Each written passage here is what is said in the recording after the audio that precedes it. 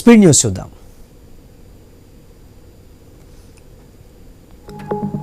Hyderabad Cherlapalli central jail నుంచి ఓ remand ఖైదీ ఆదివారం సాయంత్రం తప్పించుకున్న ఖైదీని ఈస్ట్ టాస్క్ ఫోర్స్ పోలీసులు అదుపులోకి తీసుకున్నారు. బీహార్కు చెందిన శ్యామ్ కమర్ పోక్సో కేసులో నిందితుడిగా ఉన్నాడని పోలీసులు తెలిపారు.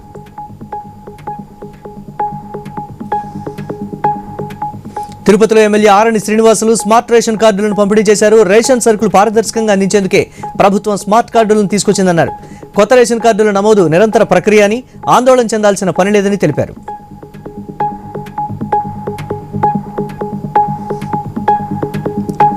అంబేద్కర్ కోనసీమ జిల్లా అల్లవరం మండలం కొమరగిరిలో కోడి పందేల స్థావరంపై పోలీసులు దాడి చేశారు. ఈ దాడిలో కోళ్లు, నగదు, 6 ద్విచక్ర వాహనాలను పోలీసులు స్వాధీనం చేసుకున్నారు.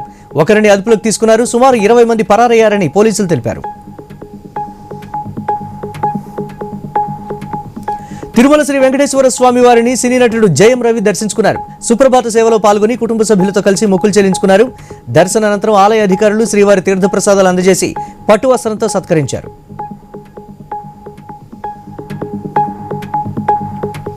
దళిత బిడ్డడిగా పుట్టడమే తాను చేసిన పాపమా అని డోర్నకల్ మండలం గొల్లచర్ల గ్రామానికి చెందిన గోపి వెంకన్న ఆవేదన వ్యక్తం చేశారు. గత నెల 23న ఉదయం తాను వాకింగ్ చేస్తూ ఉండగా అదే గ్రామానికి చెందిన ఓ వ్యక్తి కులం పేరుతో దూషించాడని ఆరోపణలు చేశారు. పోలీసులకు కంప్లైంట్ చేసినా పట్టించుకోవడం లేదన్నారు. తనకు న్యాయం జరగకపోతే డీజీపీకి ఫిర్యాదు చేస్తానని తెలిపారు.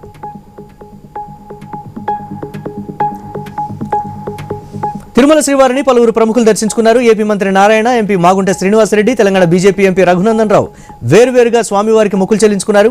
టీటీడీ అధికారులు దర్శన ఏర్పాట్లు చేసి వారికి తీర్థ ప్రసాదాలు అందించారు.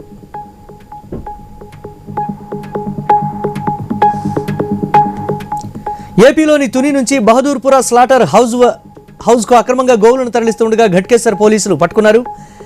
యనంపేట క్రాస్ రోడ్ వద్ద ఓ ట్రక్కును ఆపి తనిఖీలు చేయగా 11 ఆవులు ఉన్నాయని గుర్తించారు. వాటిని తరలిస్తున్న మహేష్, శ్రీను, సురేంద్రను అరెస్టు చేశామని సీఐ బాలస్వామి తెలిపారు.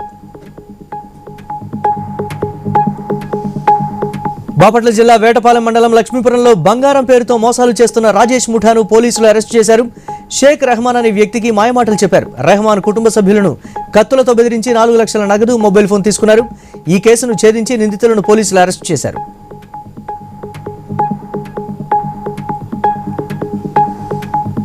నారాయణపేట జిల్లా మక్తల్ మండలంలోని సంగంబండ గ్రామ సమీపంలో ఘోర రోడ్డు ప్రమాదం చోటు చేసుకుంది. రోడ్డుపై నడుచుకుంటూ వెళ్తున్న దాసపల్లి గ్రామానికి చెందిన కిష్టమ్మ అనే మహిళను గుర్తు తెలియని వాహనం ఢీకొట్టడంతో అక్కడికక్కడే మృతి చెందింది. విషయం తెలుసుకున్న మంత్రి వాకిటి శ్రీహరి హుటాహుటిన సంఘటనా స్థలానికి చేరుకుని ప్రమాదానికి గల కారణాలు అడిగి తెలుసుకున్నారు. మట్టి వినాయకుడి ప్రతిమలను పూజించి పర్యావరణ పరిరక్షణలో ప్రతి ఒక్కరూ భాగస్వాములు కావాలని మంత్రి టీజీ భరత్ ప్రజలకు పిలుపునిచ్చారు. కర్నూలులో గాయత్రి గోసేవ సమితి ఆధ్వర్యంలో ఉచితంగా మట్టి వినాయక విగ్రహాలను పంపిణీ చేశారు. ఈ కార్యక్రమంలో పాల్గొన్న మంత్రి భరత్ మట్టి ప్రతిమలపై అవగాహన కల్పించారు.